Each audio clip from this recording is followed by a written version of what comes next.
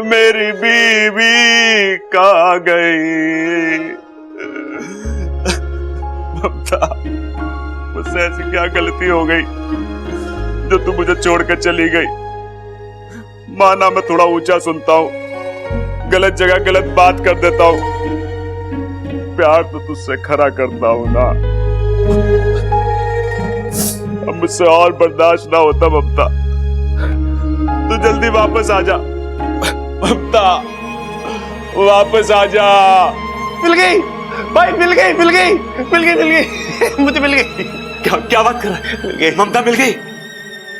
ना भाई, भाभी ना मिली, सीढ़ी मिल गई।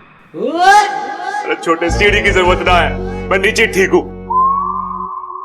अरे छत पे जाऊंगा तो ममता की और ज्यादा याद आएगी। छोटे, जब तू सोता था ना तो हम दोनों ने घना रोमांस किया है छत पे। भाई ये चढ़ने वाली सीढ़ी ना है, ये गाने वाली सीढ़ी है। इसमें ना सैड सॉन्ग्स भर रखे हैं। तो इससे क्या होगा? अरे भाई आपने पिक्चर में देखा ना कि जब सैड सॉन्ग खत्म होता है तो हीरोइन हीरो के पास दौड़ती भी आ जाती है, भाभी भी आ जाएगी। इस सीढ़ी में वो दर्द कहां जो मेरी आवाज में है? आप ही गा दो ना। रिस्क हो जाएगा। अरे कैसा रिस्क? सारी भैंस और बैलों को मैं बांध के आया हूं, कहीं ना भागेंगी वो। आप गाओ, मैं खड़ा हूं ना आपके साथ। गाओ। हाँ हाँ हाँ हाँ।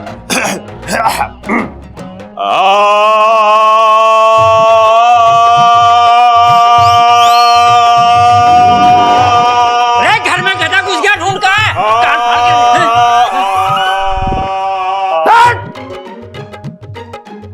के गधों की तरह क्यों रो रहा है? क्या हो गया? अरे पिताजी, सबल ने बोला था कि गाना गाऊंगा तो ममता आ जाएगी। एक बार तू इसकी अकल से मत चला कर, अपनी अकल। चुप चुप बैठ, आ जाएगी ममता। है चुप। अब चुप ना रहा जाएगा पिताजी, बेचारी ममता पता ना किस हाल में होएगी। ममता। पिताजी एक बार भाई को गा के देख ही लेने दो ना, क्या पता भाभी आ ही जाए। शायद तू ठीक कह रहा है, हो सकता है वो वापस आ जाए, तब तो तीनों मिलकर गाएंगे। अच्छा अच्छा गाते हैं। 1 2 3।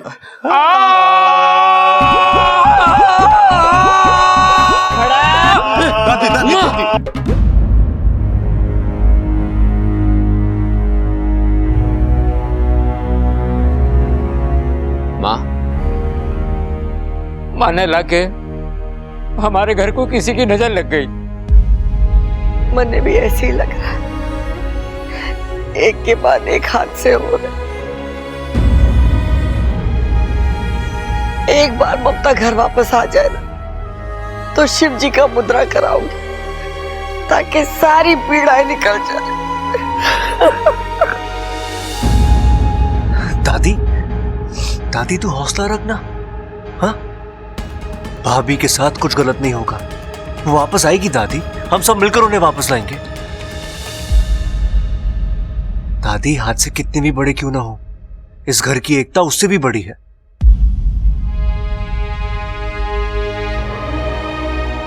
दादी, आप हमेशा कहती है ना, अच्छाई कभी खाली नहीं जाती। नीचे उसका हिसाब कोई रखे या ना रखे, ऊपर वाला उसका हिसाब जरूर रखता है। दादी, ऊपर वाले ने इस घर की एक एक अच्छाई का पूरा हिसाब रखा है और वो सब कुछ अच्छा ही करेगा।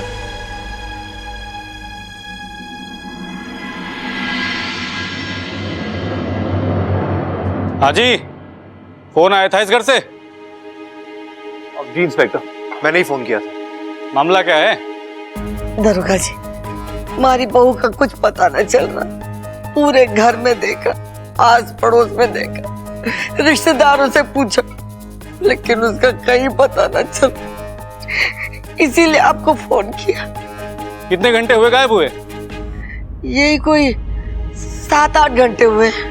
बस दादी जी, 24 घंटे से पहले तो मिसिंग का केस ही नहीं बनता। सर, एक्चुअली बात यह है कि बात मैं समझ गया मुन्ना। घर की बहू घर में बिना बताए घर से भाग गई। मारी बहू भागी ना है दरोगा जी। जरूर उसके साथ कुछ अनहोनी हुई है या किसी ने उसे जबरदस्ती। आप ये इतने यकीन से कैसे कह सकती हैं? ये मारा घर है दरोगा जी, यहाँ के संस्कार मारे हैं। उजाला तो छोड़, अंधेरे में भी कोई कदम ना चुके। मारी बहू मारे घर में बहुत खुश थी। अरे दादी जी, मैंने कब ना बोला है, लेकिन हम पुलिस वालों को जज्बात से काम लेने की इजाजत नहीं है। हम जो बोलते हैं वो तजुर्बे से बोलते हैं, और मेरा तजुर्बा ये कहता है कि ऐसे मामले अगवा होने के कम बल्कि भागने के ज्यादा होते हैं।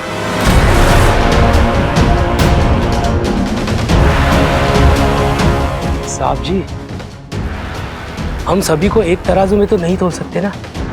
अंदाजा लगाने से अच्छा है हम तहकीकात शुरू कर दें। साहब जी, दरोगा कौन है? आप। तो मुझे बात करने दो ना।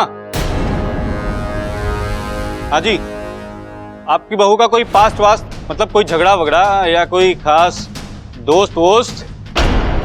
इंस्पेक्टर, आप अपनी हद पार कर रहे हो। बबल रुक जा।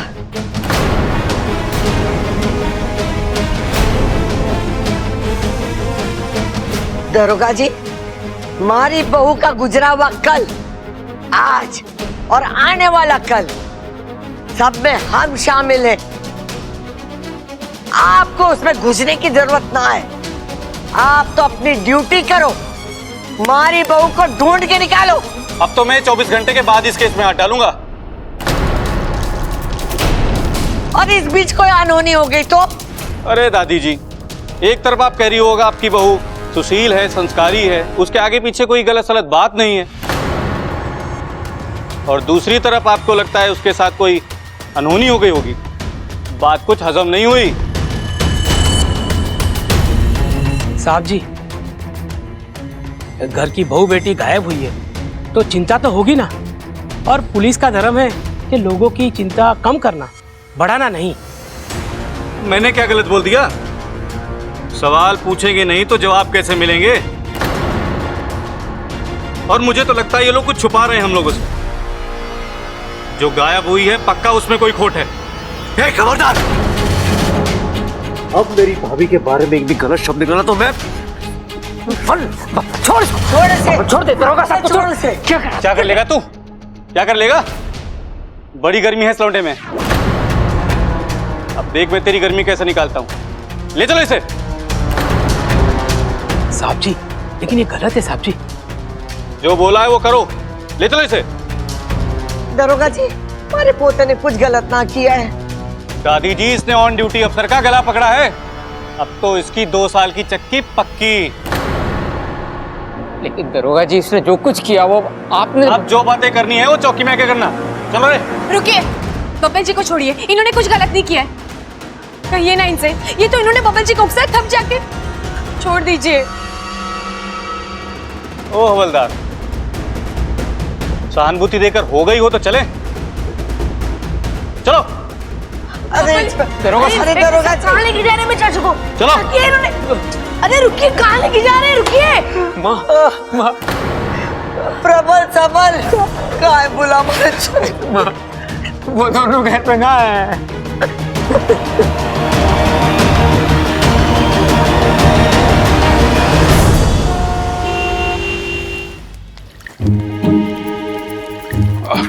भाई साहब, आपने नहीं देखा क्या? ना जी, हमने तो नहीं देखा इसे। हैं? अरे भाई, भाभी का कुछ पता चला क्या? अरे ना छोटे, ये दुनिया एकदम स्वार्थी हो गई है। वो कैसे? अरे सबको अपनी अपनी पड़ी है। मेरा घर, मेरा परिवार, मेरी बीवी। अरे कभी कभी दूसरे की बीवी पे भी तो थोड़ा ध्यान देना चाहिए। ये क्या बोल रहे हो? पागल तो नहीं हो गए आप? मैंने कुछ गलत बोल दिया? बहुत ज्यादा गलत बोल रहे हो आप। अरे ये सब ममता के जाने का असर है। अच्छा तू एक काम कर, तू उधर देख, मैं इधर जाके देखता हूँ। ठीक है। अरे भाई साहब, आपने इन्हें कहीं देखा क्या? हाँ, इसी नाक नक्शे की एक औरत उस तरफ गई है। ये बहन जी यहाँ से गई है। पक्का इधर से ही? पक्का, बिल्कुल। थैंक यू भाई साहब। भैया, अरे छोटे, भैया मिल गई भाभी मिल गई। यहाँ गई है। अरे वहां गई है। अरे छोटे, तेरी एक ही भाभी है, एक वक्त में एक तरफ तो जा सकती है। अरे वही तो कह रहा हूँ, सारी लेडीज की दुकान वहां है। सारे कपड़ों की दुकान वहां है, मेकअप की दुकान वहां है, और वो लड़कियां क्या कराती है, वो ब्यूटी पार्लर वो भी वहां है, और गहनों की तो सबसे बड़ी दुकान भी वहीं है। भाभी वहीं गई है।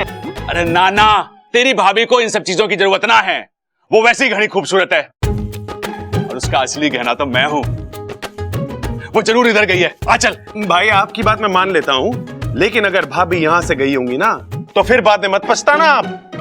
छोटे, बात तो तू ठीक कह रहा है। अब एक काम करते हैं, ना तेरी ना मेरी, इस सिक्के की सुनते हैं। जय वीरू शोले, उछालो भैया उछालो। चित तेरी पट मेरी।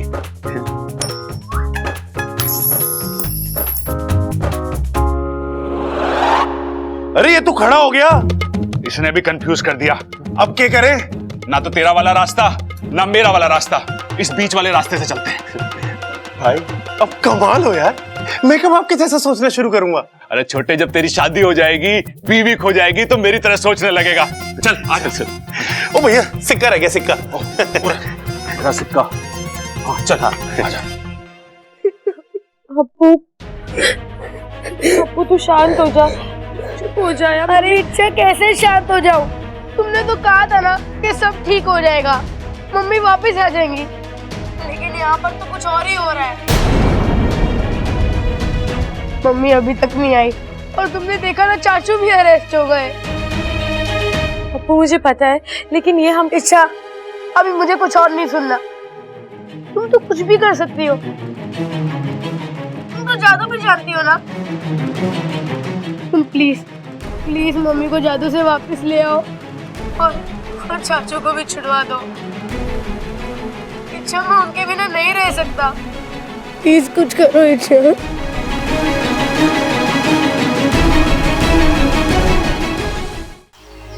अप्पू सही कह रहा है, एक के बाद एक बात बिगड़ती ही जा रही है।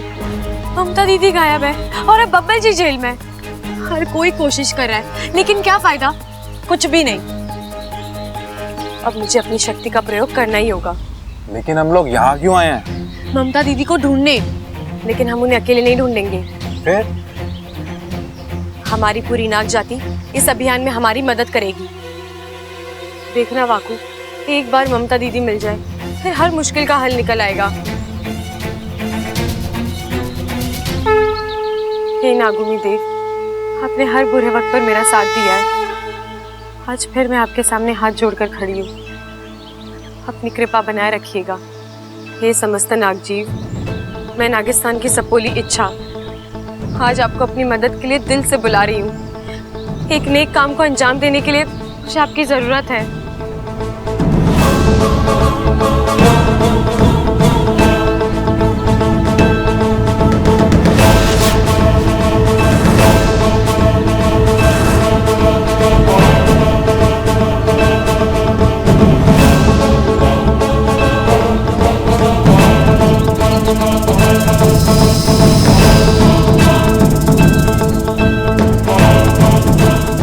आप सभी यहाँ पर आए, आभार।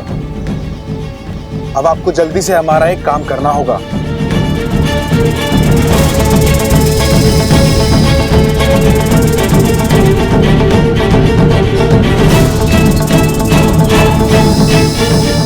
अब इस तस्वीर को आप लोगों को अपनी आंखों में कैद करना है, और करना यह है कि 8 दिशाओं में फैलकर इस स्त्री को ढूंढना है, और जैसे कोई खबर मिले मुझे आकर बताना। शुभमस्तु। शुभमस्तु।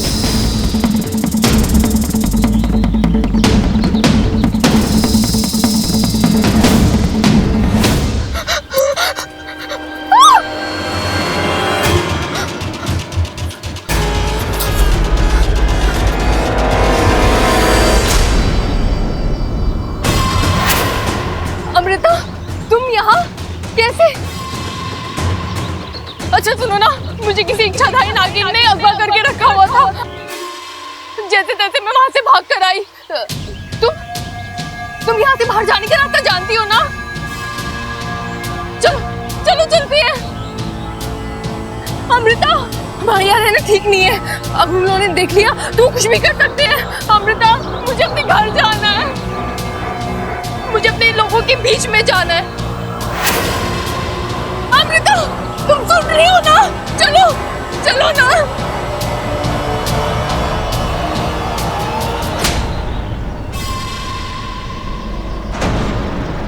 अमृता, तुम?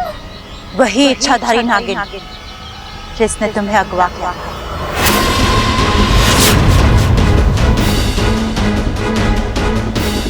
नहीं, ऐसे कैसे? चलो। नहीं, ऐसे कैसे?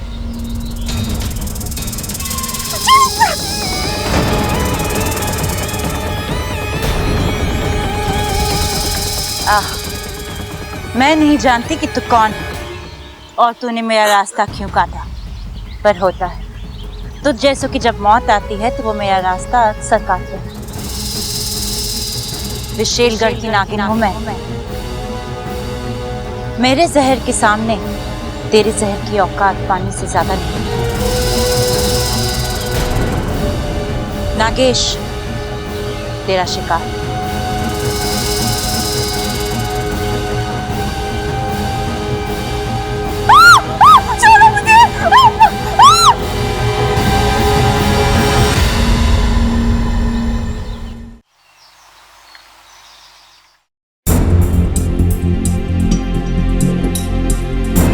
अब तक किसी नाग का कोई संदेश नहीं आया, यानी शायद ममता दीदी तक कोई पहुंचा ही नहीं है।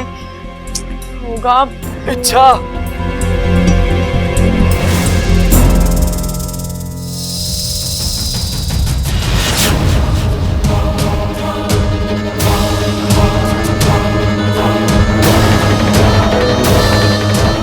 सर्पेश, तुम? अरे इतनी चोट, इतने जख्म कैसे लग गए? बहुत कोशिश की मैंने उसको बचाने की, लेकिन नहीं बचा पाया। इच्छा, मतलब तुम्हें ममता दीदी मिली थी। वो इस वक्त सतपुड़ा के जंगल में है। एक औरत ने उसे कैद कर रखा है। नहीं, औरत नहीं, औरत के रूप में इच्छाधारी नागिन है वो, विशेलगढ़ की राजकुमारी। और उसके साथ नागेश नाम का एक सांप भी है। उसी ने मेरी ये हालत की है। मुझे माफ कर दो इच्छा, मैं अपना काम पूरा नहीं कर सका।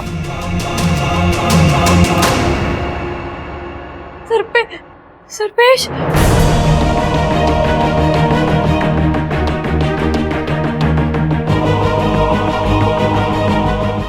वाकू, वाकू जल्दी आजा वाकू, वाकू।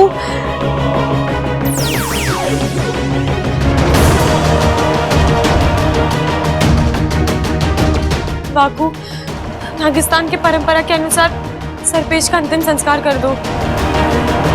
विशेलगढ़ की राजकुमारी।